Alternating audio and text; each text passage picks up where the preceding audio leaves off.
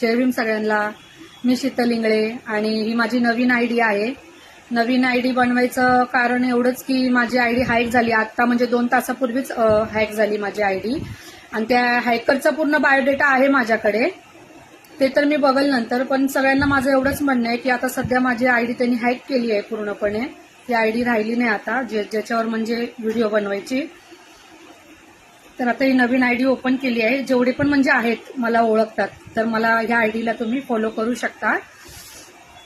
आणि वाईट फक्त एवढ्याच गोष्टीचं वाटतंय की आयडी काय बनल. मी एक बोलतात ना खूप लोकांच्या शिव्या, घाण कमेंट्स वगैरे खूप काही सहन करून म्हणजे इथपर्यंत पोचली होती.